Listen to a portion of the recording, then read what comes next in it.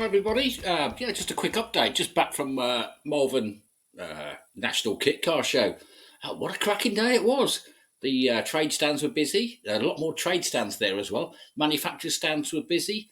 Um, and the outside club stands were also busy and just absolutely brilliant. One car we did pick up on though, and we did have an interview with the person who built it. That was Locost 001, which was on the complete kit car stand of historic cars. So yeah, we did do an interview with Ron Champion. We did do an interview with Matt Reid.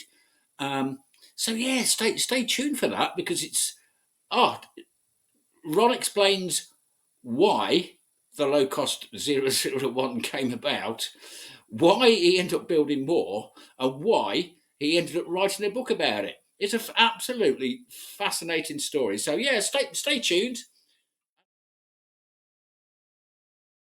Ron Champion is synonymous with the sports car called a Locost, which is a design based heavily on the original Lotus 7.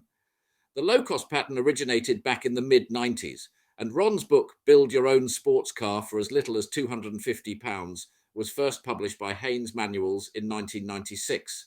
For those who do not know, a Locost is a home-built car which features a space frame chassis usually welded together from mild steel square box tubing. The original design featured a double wishbone front suspension with coil spring struts.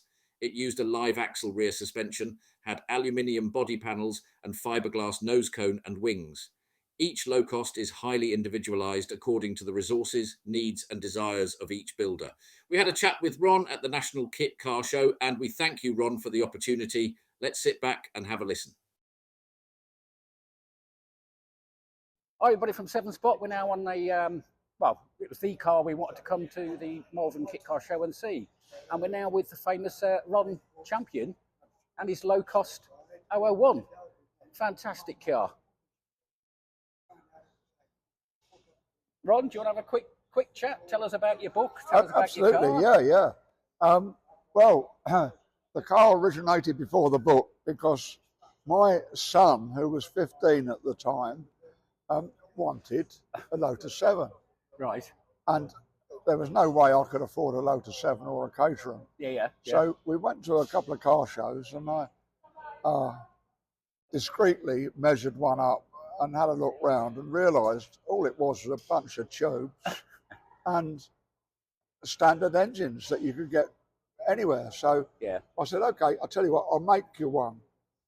I live and still live near Corby, which was a steel working town, and got permission to go through their scrap bin and got lots of round tube, square tube, 16 gauge tube, etc.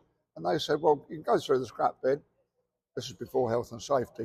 Absolutely, yeah. You could climb over everything back in them days. I remember the old scrap yards you could go to as well. Yeah. So I got a load of steel tube and bits of steel plate, got it all home and chalked it out on the garage floor and built a chassis. We then went to the local scrap yards. There was a Morris Minor there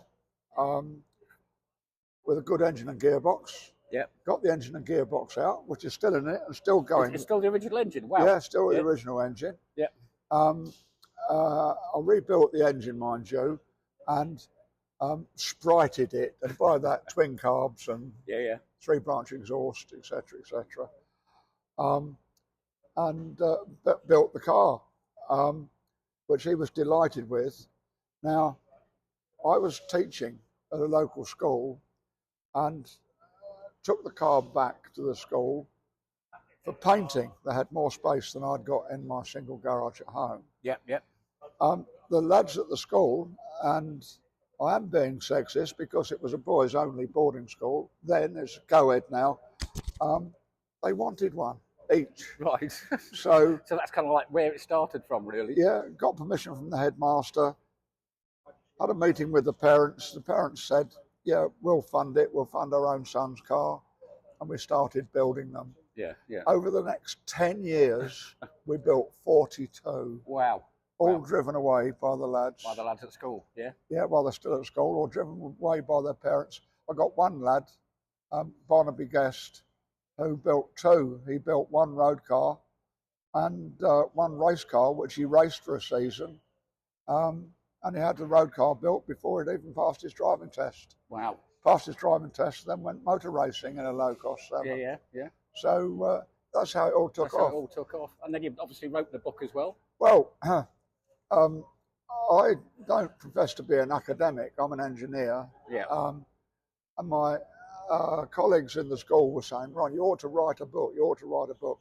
Well, the only motoring publishers I knew of were Haynes. Yes, So, I remember the Haynes service manuals. Yeah, back in so the day. Yeah. I put a package of photographs of the build together and a few words, a synopsis, send it off to Haynes, and the rest is history. The same week I got a letter back, yeah, we're going for it. I got an advance payment, and the rest is history. And the rest is history, because it's spawned hundreds of people to build Absolutely. at low cost. Well, what's really kicked it off was it opened the doors for everyone. Yeah. Regardless of budget, basically. Yeah. Caterham had taken Westfield to court because the Westfield, in their opinion, was too much like a Caterham. Yeah. And one, Caterham had to, Westfield had to change all their designs. Yeah.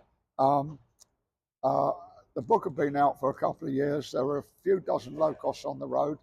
And then Westfield decided to take me to court for producing a car that's like the Westfield. We got right up to the court steps and they withdrew. Yeah. Or once they'd done that, it opened the doors for everyone. Everybody. Everyone. Yeah. You know, no one's going to contest it. Westfield have had a go. Yeah. Been thrown out. Yeah. Yeah. Brilliant. I'd have to say this is Matt Reid's car, isn't it? He's done a cracking. Yes, it is. This is Locost 001, the very first one you built. The very first one, the one I built in the house garage, the one I built for my son. Yeah. And it sat in the garage for about 25 years because I built it for my son. He then went off to university. After university, he travelled around the Far East and then got a job. And every year when he came home, I said, look, what are we going to do about this car? Fine. But he needed accommodation with a garage, which he hadn't got. Well, after 25 years, I said, look, it's starting to deteriorate. I'll sell it on your behalf. And for the first time, he gave me permission to sell it. Wow. Yeah. And Matt was the... Matt's now the... Yeah. I'd like to refer to him as the custodian, not the owner. But absolutely. Custodian of a classic. Yeah. Well, it is the classic. It is the original one. Absolutely. There is no other. Yeah. Brilliant. Thanks very much, Ron, it's my pleasure. Time. It's my pleasure as well. Real honour. Say hello to Jim. Hi, Jim. Jim Gould at 7 Spot. He'll get the video a bit later on. Thank you very much. I'll post it up so you can see it. That's okay. Been an absolute pleasure talking to you, Ron. Thank Pleasure's you so much. all mine. Thank you. Thank you so much. Yeah. And Lotus 001. We're now with Matt Reid, who I think you've probably heard me saying to Ron, you are the current custodian. Custodian is exactly the right word, John. Yeah. Exactly. The right word. I agree. So when did you get this car? It was about 3-4 years ago, I think. 2 years at the end of January, so 2.5 years ago now. 2.5 years ago. Yeah. And you've fully rebuilt it. Well, I mean, to be fair to Ron, it was so well built in the first place. I think it's probably more a refurbishment and get things running again. So the car, engineering-wise, body-wise, was phenomenal. Yeah. The fact that 27 years it's had in the shed, Ron very kindly ran the engine quite regularly. So again, that helps. That helps a lot. So for me, I've tried to just carry things on. So it's a refresh. A lot of electrics, a lot of the Premier wiring did your electrics. Premier wiring. I saw Premier wiring. I saw you marking up the loom and sending it off, and then the guys up there just put one together. It was pretty much plug and play, wasn't it? They were absolutely brilliant. To be fair, absolutely phenomenal. And to be fair, took every switch, laid it all out on the board, and handed me back a loom. So now the car, everything runs off the Premier wiring loom. Literally every cable was taken out. It's an entire Premier wiring loom throughout. And actually, for future proofing, I don't think we ever will, but if we want to go and put heater and matrix, it's there. Wiring's all there, neatly tucked away, fuses. Heated seats. Oh yeah, heated steering wheel. John, got to get with the times. Right, this is the UK, of course. Yeah, exactly. I think the biggest thing probably was the paintwork, because the So primer structure had failed away over time. So all the green, it's quite nice actually, because the green is... That's the original green as well, isn't it? Well, it's the original green. So kindly, Ron has got, you know, a phenomenal memory. Well, so depth of knowledge. Depth of knowledge and a phenomenal memory as well for what happened in the early 90s. Because it was a mix of paints as well, wasn't it? It was two-thirds of a can of... I asked Ron, so I said, what colour is it? Because I need to paint it again. I didn't want to just turn up and get it micro measured, which is what I did do in the end. Yeah. But it was two-thirds of a can of British Racing green and a third of a can of Cortina yellow. I was going to say it was a green and yellow mix, but the yellow doesn't really... Well, it's obviously green. It comes across as green, but that little yellow tinge to it as well. Yeah, that little yellow tinge. So it's not a British Racing green colour. But the yellow parts on the car are as Ron painted them. So the little nick in the rear wheel arch with a little bit of filler in it. Part of me wants to make it all immaculate. But part of it is... Was that Ron? It wasn't me. But no comment. It could have been. But I think part of it is there are some parts. The exhaust is a really good example where it just the chrome had perished with time. I think it was a motorbike exhaust at the time. Yeah. But again, following the spirit, that's actually Caterham HPC exhaust. I don't care what it was. No, it was on Facebook Marketplace. I swapped it for a nice bottle of red. Wow. So keep it. You know, the days of going to scrapyards getting bits. Obviously, you can't get near them these days. No, and rightfully exactly. So, you know. Yeah. But this, I think, the seat belts have come off Facebook Marketplace. The exhaust of a chat forum, as I say, swap for a bottle of wine. It's back to the original ethos, though, of a low cost. Yeah, it's just how it works in this generation. Absolutely, it's still using the same principles. The mirror is one I found in the box that Ron gave me, so I glued that on Thursday. You know, it's you can't see anything, obviously, it just shakes like mad. But, yeah, I think every part. You don't need to see what's behind you, though, do you? But it does show you how well things were made, because if I haven't put, I put a couple of light bulbs in the illuminations on some of the dials, but every other bulb is the ones that were in the car in the 90s. Wow. So all of the every single instrument item now with the Premier wiring loom in it works. Apart from the fuel gauge. I'm getting there. Don't need that. Well, I just put a stick in it, it's okay. But no, every gauge is the same, apart from we swapped the ammeter out for a voltmeter, as I did an alternator exchange for dyno, which kind of made sense with the new alternator in it. Yeah. Otherwise, everything is, even the Matt reading light is run around a scrapyard, is it, with the bulb in it. When Ron here built it. Absolutely brilliant. Well, it's been an absolute pleasure speaking to you. And you, John, good to see you as well. Yeah, good to see you. Great to see your car. This was the car we were coming to see. Oh, it's beautiful. It's very kind of you. And I think it's great. It's like, custodian is a great word for it. This is Ron's history, Ron's car. Exactly. We're just the current overseers of care for it. That's the way it works. You're doing a good job. Oh, it's a pleasure. It's a pleasure. Yeah. So, thank you, John. Keep looking after it. Yeah, we'll keep going. We'll keep going. Yeah, cheers, Matt. Thank you.